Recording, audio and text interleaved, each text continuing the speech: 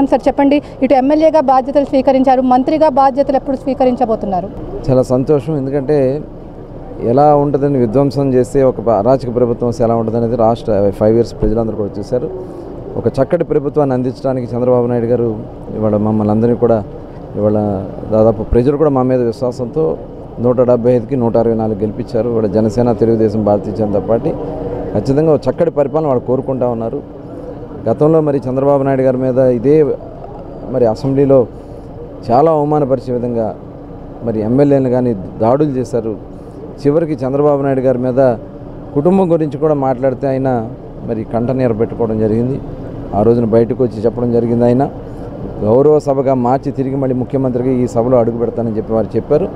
ఇవాళ అదే రకంగా మరి ఆయన ఈరోజు అసెంబ్లీలోకి అడుగు పెట్టడం అనేది ఇది చాలా భారత రాజ్యాంగంలో ఇది ఒక శుభదినంగా చెప్పచ్చు.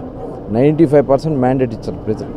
ఖచ్చితంగా రేపు అసెంబ్లీని కూడా మేము రివెంజ్ పాలిటిక్స్ కాకుండా ప్రజా అవసరాల కోసం అసెంబ్లీని దేవాలయం లాంటి అసెంబ్లీలో నూతనంగా వచ్చినటువంటి కొత్తగా మళ్ళీ ఎమ్మెల్యేలు కూడా చాలామంది గెలిచారు. ఫస్ట్ టైం 80 మంది గెలిచారు. వాళ్ళందరికీ కూడా ఆదర్శంగా నిలబడే విధంగా సభ నిర్వహించుకోవడం జరుగుతుంది. సార్, ఇవాళ ఏదైతే మాజీ ముఖ్యమంత్రి జగన్మోహన్ రెడ్డికి రెడ్ కార్పెట్ వేసి మరీ తీసుకొచ్చారు, కానీ ఆయన ఎక్కువసేపు సభలో లేకుండా వెళ్ళిపోయారు. దీన్ని మీరు ఎలా చూస్తారు?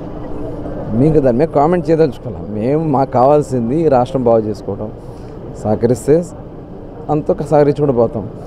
దానికి అడ్డం పడితే చట్ట ప్రకారం చర్యలు తీసుకుంటాం. సార్, అదేవిధంగా గత 5 సంవత్సరాలుగా ఎక్సైజ్ శాఖలో చాలా అవినీతి జరిగింది. దానిపైన ఎలాంటి చర్యలు తీసుకోబోతున్నారు? తప్పకుండా ఇందులో ఎవరైతే ఇన్వాల్వ్ అయ్యి ఉన్నారో అందరినీ కూడా ఎక్సైజే కాదు, మైనింగే కాదు, అన్ని డిపార్ట్మెంట్స్లో కూడా ఈ రాష్ట్రంలో విచ్చలవిడిగా దోపిడీ జరిగింది. అది ప్రజలకు తెలుసు, వాస్తవాలు కూడా తెలుసు. ఇవాళ అందరూ కూడా అధికారులు కూడా పారిపోతూ ఉన్నారు. ఎవరైతే ఎమ్మెల్యేలు కూడా ఇవాళ భయపడుతూ కూర్చున్నారు. ఖచ్చితంగా అవన్నీ కూడా బయటికి తీస్తాం. రికార్డ్స్ కూడా తగలబెడతా ఉన్నారు. అవన్నీ కూడా చూస్తూ ఉన్నాం.